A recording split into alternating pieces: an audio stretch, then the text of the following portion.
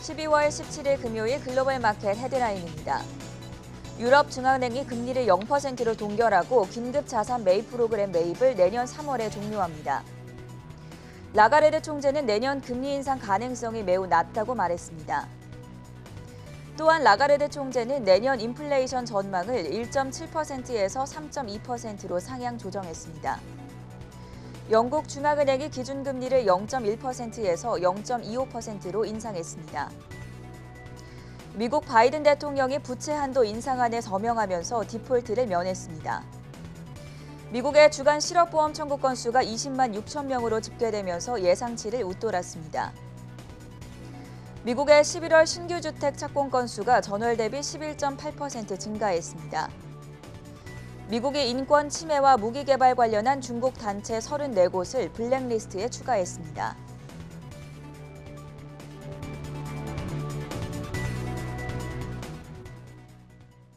네, 여러분 안녕하십니까? 금요일 굿모닝 한경 글로벌 마켓의 전세원입니다.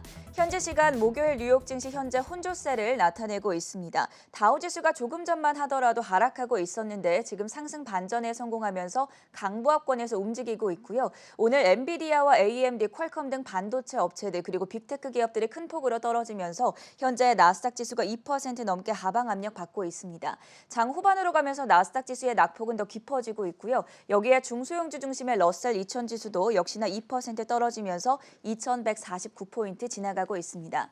먼저 자세한 장중 흐름부터 확인해 보시죠. 강수민 캐스터 연결돼 있습니다. 네, 마감까지 30분을 남겨두고 있는 뉴욕 증시 시황 전해드리겠습니다. 오늘 장에서는 FOMC 정례회의 결과를 주시하면서 3대 지수가 혼조세를 나타내고 있었는데 다우지수가 하락 전환하다가 현재 또 다시 오르면서 혼조세를 나타내고 있습니다. 다우지수 0.05% 오르고 있고요. 나스닥 지수는 2% 넘게 내리고 있습니다. S&P 500 지수도 0.7% 떨어지고 있습니다. 다우지수부터 살펴보시면 장중에 200포인트 넘게 올랐다가 또 떨어지더니 현재 또 10포인트 오르고 있습니다. 애플이 4% 넘게 또 마이크로소프트가 3% 가까이 빠지면서 현재 다우지수 하락을 견인하고 있던 상태고요. 또 보잉도 2% 넘게 하락하면서 주도를 하고 있었습니다. 나스닥 지수도 살펴봐야겠죠. 오늘 대형 기술주들이 일제히 큰 폭으로 하락하면서 나스닥 지수가 3대 지수 가운데 낙폭이 가장 큽니다. 애플과 마이크로소프트는 물론이고 메타는 2%, 알파벳도 2% 가까이 빠지고 있었습니다. 어도비도 10% 빠지면서 나스닥 지수 하락을 견인하고 있습니다. 투자자들은 FOMC 회의 결과를 소화하면서 중앙은행들의 통화정책 회의와 경제 지표 등을 주시했습니다. 연준은 전날 테이퍼링 규모를 1월부터 매달 300억 달러로 확대하기로 했고 내년 3회 금리 인상을 예상하면서 긴축 속도가 이전보다 빨라질 것을 시사했습니다. 이어서 영란은행이 정책금리를 0.1%에서 0.25%로 인상했고요. 팬데믹 이후 주요 선진국 가운데 처음으로 금리 인상에 나섰습니다. 한편 오늘 개장 1시간 전에 발표된 신규 실업 청구 건수는 시장의 예상보다는 조금 높지만 20만 명 초반대로 나오면서 투자자들의 우려를 덜어주었습니다. 이어서 섹터별로 살펴보겠습니다. 오늘 장에서는 11개 섹터 중 6개 섹터가 상승, 7개 섹터가 상승, 4개 섹터가 하락하고 있습니다. 기술주가 3% 가까이 빠지면서 가장 부진한 흐름을 보이고 있고요. 빵주뿐만 아니라 오늘 반도체주도 큰 폭으로 하락하고 있습니다. 또 테슬라도 4% 넘게 빠지고 있습니다. 이미 소비재와 커뮤니케이션주가 이어서 하락하고 있고요. 반면 금융주가 오늘 가장 좋은 흐름을 보이고 있습니다. 특히 뱅크 오브 아메리카가 월가 IB들의 긍정적인 평가를 받으면서 2% 넘게 오르고 있습니다. 그럼 바로 이어서 개별 특징주 살펴보겠습니다. 먼저 애플입니다. 최근 기술주 하락 속에서도 꿋꿋하게 상승하던 애플이 어제 장에서도 장 후반에 상승 전환했는데 오늘 장에서는 크게 하락하고 있습니다. 현재 4% 넘게 떨어지고 있는데요. 애플은 최근 코로나 확산으로 매장 3곳을 임시 폐쇄한다고 밝힌 바 있습니다. 이어서 오늘 반도체주 흐름 살펴보겠습니다. 어제는 장 후반에 반도체주들이 모두 플러스권으로 올라오면서 필라델피아 반도체 지수도 3% 넘게, 또 속스 ETF도 3% 넘게 올랐는데 오늘 장에서는 인텔을 제외한 반도체주들이 큰 폭으로 떨어지면서 일제히 하락하고 있습니다. 퀄컴부터 살펴보시면 오늘 장 초반에는 장중 52주 신고가를 기록하기도 했지만 계속해서 우하향 곡선을 그리면서 주가가 내려오더니 현재는 6% 넘게 떨어지고 있습니다. 엔비디아도 6% 넘게 빠지면서 반도체주 가운데 오늘 낙폭이 가장 큽니다. AMD도 6% 가까이 빠지고 있고요. 따라서 오늘 필라델피아 반도체 지수는 4% 넘게 하락하고 있고 속스 ETF도 4% 넘게 떨어지고 있습니다. 이틀 전 JP모건의 투자 의견 하향으로 주가가 급락했던 어도비가 어제는 상승 마감하더니 오늘장에서는 다시 하락했습니다. 회계연도 2022년 가이던스를 낮춘 것이 영향을 미친 것으로 보입니다. 오늘장 어도비 10% 넘게 빠지면서 나스닥 지수 하락을 견인하고 있습니다. 모건 스탠리가 AT&T에 대한 투자 의견을 중립에서 비중 확대로 상향 조정했습니다. AT&T는 연초 대비 19% 떨어지고 있었는데 최근 주가 하락으로 이 AT&T 주식이 매력적이라며 현재 AT&T 주가가 저평가되어 있다고 전했습니다. 오늘장에서는 6.7% 오르고 있습니다. 다음은 뱅크 오브 아메리카입니다. JP모건과 시티그룹은 뱅크 오브 아메리카를 2022년 최선호주로 선정했습니다. 금리 인상이 본격화되면 수혜를 받을 것이라는 전망인데요. 뱅크 오브 아메리카가 대형 은행으로서 신용 위험이 낮다며 목표가는 전날 종가보다 13% 높은 $50로 제시했습니다. 오늘장 2% 넘게 오르고 있습니다. 이어서 델타항공입니다. 델타항공이 4분기 매출을 2억 달러로 예상하면서 오늘 장 초반에는 오르다가 현재는 2% 넘게 빠지고 있습니다. 다음은 로빈후드입니다.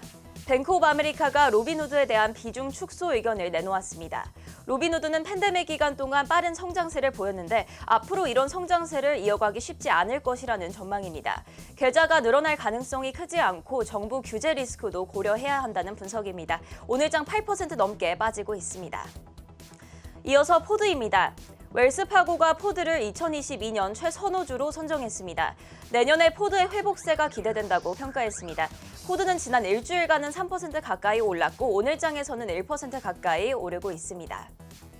IT 부분의 컨설팅으로 유명한 엑센추어가 호실적을 발표했습니다. 주당 순이익과 매출 모두 시장 예상을 웃돌면서 오늘장 7% 넘게 뛰고 있습니다.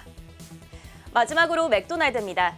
2018년 당시 부하 직원과의 사적 관계로 쫓겨난 스티브 이스터브룩 전 CEO가 1,000억 원이 넘는 퇴직금을 회사에 반환했습니다. 맥도날드 측은 스티브 이스터브룩이 퇴직금을 돌려주고 사과 성명을 발표하는 대신 소송을 취하하기로 했습니다. 오늘장 맥도날드 소폭 상승하고 있는 모습입니다. 이어서 국제유가 살펴보겠습니다. 오미크론 우려에도 불구하고 원유 수요 증가와 FOMC 회의 결과를 주시한 가운데 국제유가는 상승하고 있습니다. WTI 가격은 1.5% 상승하면서 71달러 선에 거래되고 있고 브렌트유도 1% 오른 74달러 선에 거래되고 있습니다. 마지막으로 금 가격도 살펴보겠습니다. 달러화가 약세를 보이면서 금 가격은 상승하고 있습니다. 2% 가까이 상승하면서 1,798달러 선에 거래되고 있습니다. 지금까지 미국 증시 시황 전해드렸습니다. 네, 24시간 잠들지 않은 해외 투자 뉴스를 전해드리는 굿모닝 한경 글로벌 마켓 시간입니다. 홍성진 그리고 최보아 외신캐스터 나와 있습니다. 어서 오세요. 오늘 뉴욕 증시 좀 크게 빠지다가 다우지수가 그래도 장 막판에 상승 반전하고 있는데 어떤 이슈들이 시장에 영향을 미치고 있는지 먼저 첫 번째 뉴스 확인해 보겠습니다. 미국의 경제 지표들 먼저 분석을 해봐야겠죠. 홍성진 캐스터, 매주 금요일마다 저희가 짚어보는 소식입니다. 실업보험 청구 건수가 발표되지 않았습니까? 네, 밤사이 발표된 미국의 주요 경제 지표들 하나씩 확인해 보겠습니다. 우선 미국 노동부가 주간 실업보험 청구 건수를 공개했는데요. 지난 11일 기준으로 실업보험 청구 건수가 총 20만 6천 명 증가하면서 월가 예상치 19만 5천 명을 웃돈 것으로 확인됐습니다. 앞서 지난주 미국 실업보험 청구 건수는 총 18만 4천 명으로 집계되면서 1969년 이후 최저 수준을 기록한 바 있습니다. 당시 전문가들은 미국 고용시장이 빠른 속도로 회복하고 있다면서 연말까지 안정적인 고용 회복세가 나타날 것이라고 진단했는데요. 오늘 발표된 수치가 지난주보다는 소폭 높았지만 그래도 코로나19 사태 이전 수준을 유지했다는 것이 전문가들의 평가입니다. 실제로 미국의 실업보험 청구 건수는 지난해 3월 팬데믹 이전에도 20만 명 정도로 집계된 것으로 나타났는데요.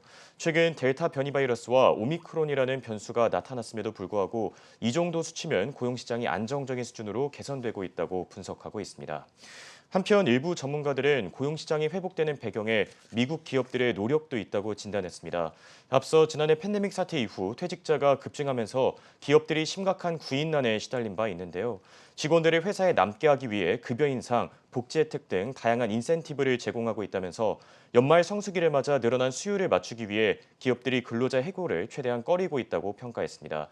다만 최근 미국 내 코로나19 확진자가 다시 증가하고 있는 만큼 오미크론이 연말 고용시장에 가장 큰 변수가 될 것이라고 전했습니다. 이 외에도 밤사이 미국 상무부가 11월 신규주택 착공 건수를 공개했습니다. 이날 미국의 신규주택 착공 건수는 총 167만 8천 건으로 집계되면서 전월 대비 11% 넘게 증가한 것으로 나타났는데요. 이를 두고 월스트리트저널은 미국의 신규주택 착공 건수가 지난 3월 이후 무려 8개월 만에 사상 최고 수준을 기록했다고 밝혔습니다. 다만 주택에 대한 강한 수요와 다르게 주택시장이 여전히 공급난에 시달리고 있다면서 자재와 노동력을 구하는 데 어려움을 겪고 있는 상황이라고 진단했습니다. 마지막으로 이날 미국의 12월 마켓 제조업 구매 관리자 지수 예비치도 발표됐습니다.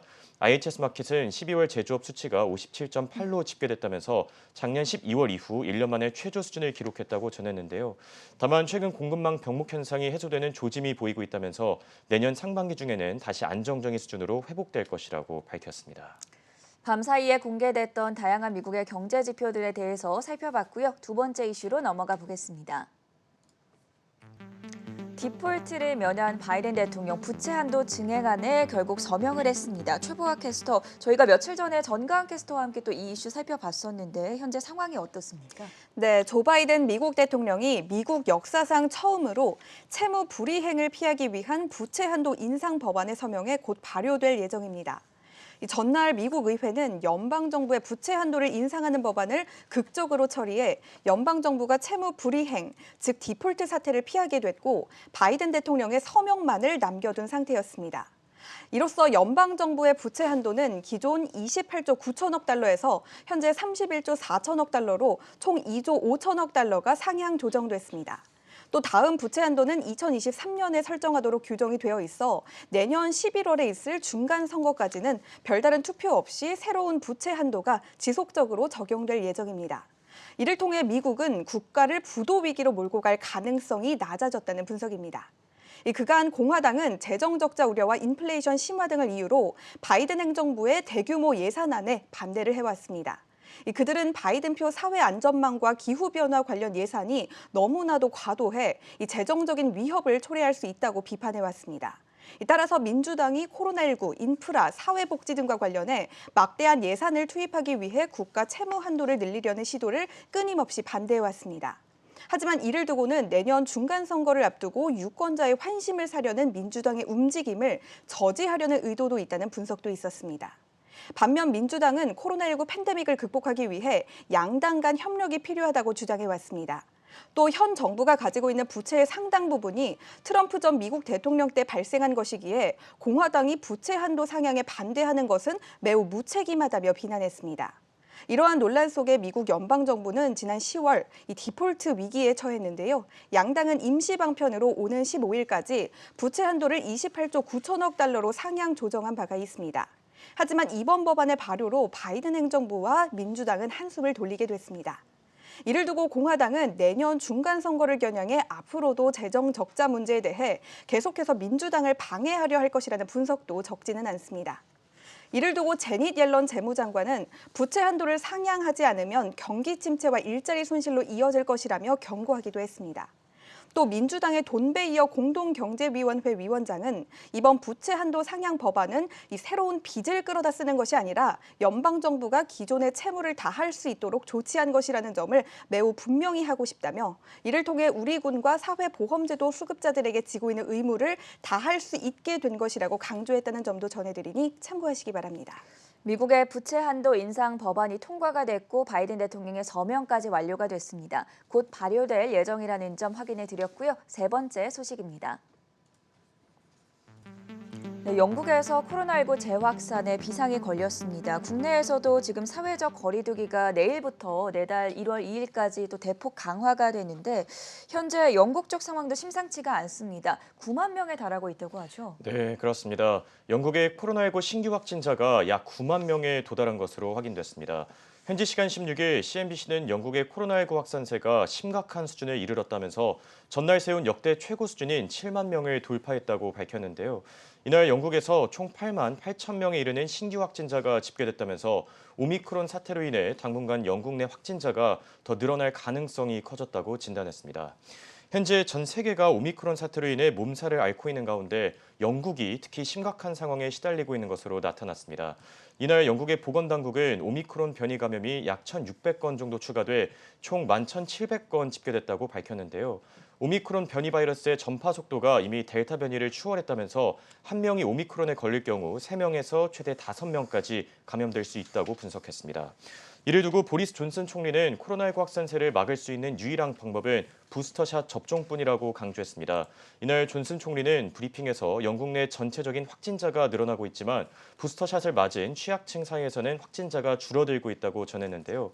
부스터샷을 맞을 수 있는 인원의 경우 무조건 접종을 받아야 된다면서 부스터샷의 필요성을 다시 한번 강조한 것으로 확인됐습니다. 한편 영국뿐만 아니라 미국 역시 심각한 코로나19 확산세에 시달리고 있는 것으로 알려졌습니다. 이날 CNBC는 미국의 코로나19 신규 확진자가 12만 명을 돌파하면서 2주 전에 비해 무려 40% 증가했다고 밝혔는데요. 오미크론 변이 바이러스가 최근 주요 원인으로 꼽히고 있다면서 연말까지 확진자가 더 늘어날 가능성이 커졌다고 분석했습니다. 이를 두고 파우치 소장 역시 부스터샷 접종의 중요성을 강조했는데요. 파우치는 오미크론의 전파력이 놀라운 수준이라면서 다른 나라처럼 미국에서도 곧 지배종이 될 가능성이 커졌다고 강조했습니다. 네, 바로 이어서 네 번째 소식까지 체크해 보겠습니다. 영국 쪽 상황에 대해서 알아봤었는데 유럽중앙은행과 영국중앙은행이 어제 미국에 이어서 통화정책 관련한 발표를 내놨습니다. 최보아 캐스터, 먼저 ECB는 기준금리를 우선 동결했죠. 네, 유럽중앙은행 ECB가 기준금리는 0%로 동결하고 코로나19 팬데믹에 대한 대응책의 일환으로 채권 매입은 내년 3월에 중단한다고 발표했습니다. 현지 시간 16일 유럽중앙은행은 독일 프랑크푸르트에서 통화정책회의를 열어 기준금리를 현행 0%로 유지하고 예금금리와 한계대출금리 역시 각각 마이너스 0.5%와 0.25%로 유지하기로 결정했습니다. 사실 시장에서는 유럽중앙은행의 금리 동결을 예상해왔습니다. 유로존은 인플레이션이 1997년 이후 가장 높은 수치인 4.9%에 도달했지만 오미크론 변이 바이러스의 발생에 따른 타격으로 금리 인상 일정이 미뤄질 것으로 내다보고 있었습니다. 또 유럽중앙은행은 팬데믹 긴급 매입 프로그램의 대응 채권 매입 속도를 내년 1분기에 과거 분기보다 낮추고 내년 3월에는 대응 채권 매입을 중단하겠다고 밝혔습니다. 대신 코로나19 팬데믹 이전 자산 구매 계획은 400억 유로로 높여 전환을 용이하게 하고 또 유로존 경제를 강화할 것이라고 설명했습니다. 유럽중앙은행은 경제 회복과 중기 물가 목표치 달성의 측면에서 진전이 있었기에 향후 분기에 자산 매입 속도 단계를 낮춰도 된다고 판단했는데요. 다만 중기적으로 물가가 목표치인 2%에서 안정될 수 있도록 하기 위해서는 통화 정책을 통한 뒷받침이 필요하다고 전한 점까지 전해드리도록 하겠습니다. 네, 여기에 더해서 이제 영국의 중앙은행인 영란은행은 또 인플레이션에 대응하고자 3년 만에 기준금리를 인상했죠. 이 점까지 참고해 보시면 좋겠고요. 오늘의 마지막 소식입니다. 네, 종목 집중 탐구 시간입니다. 오늘은 엑센추어에 대해서 알아보려고 하는데요. 전가은 외신캐스터가 준비했습니다. 네, 여러분 혹시 넷플릭스가 처음에는 DVD 대여 서비스 업체였다는 점 알고 계셨나요? 1997년 창립 이후 계속 적자를 보던 DVD 대여 업체 넷플릭스는 2007년부터 온라인 스트리밍 서비스 제공업체로의 길을 걷게 됩니다. 이제는 주변에서 DVD나 비디오를 빌려보는 사람은 찾을 수도 없는데요. 디지털과 멀어 보이는 맥도날드 같은 음식점에서도 매장 내 대기 시간을 줄이고 편리성을 높이기 위한 디지털 주문을 도입하는가 하면 월마트와 타겟과 같은 마트들도 검색 엔진이나 어플리케이션을 도입합니다. 이처럼 디지털 전환은 21세기 기업들에게 꼭 필요한 과제가 됐습니다. 하지만 디지털 전환 생각보다 쉽지만은 않아 보입니다. 맥킨지의 2019년 자료조사에 따르면 석유와 자동차 등 전통 산업에 소속된 업체들의 디지털 트랜스포메이션 성공률은 4에서 11% 수준에 불과했습니다. 또 우리나라 중소기업 중앙회가 지난달 조사한 중소기업 디지털 성숙도 조사 또한 100점 만점에 41점으로 저조한 성적을 보여주고 있습니다. 엑센추어는 이런 기업들에게 도움을 주는 컨설팅 회사입니다. 맥킨지나 보스턴 컨설팅, 베인앤컴퍼니, 딜로이트 같은 다른 컨설팅 기업들이 조금 더 익숙하실 수 있겠지만 이 회사들은 비상장 상태라 상장 기업들 가운데 엑센추어가 가장 큰 회사라고 볼 수 있습니다. 엑센추어는 현재 60만 명에 달하는 직원들이 120여 개국 이상의 고객 기업들에게 서비스를 제공하고 있습니다. 포춘지 선정 글로벌 100대 기업 중 89곳을 고객사로 두고 있는데요. 대표적으로 노키아와 NXP 세미컨덕터, 비자, BMW가 있습니다.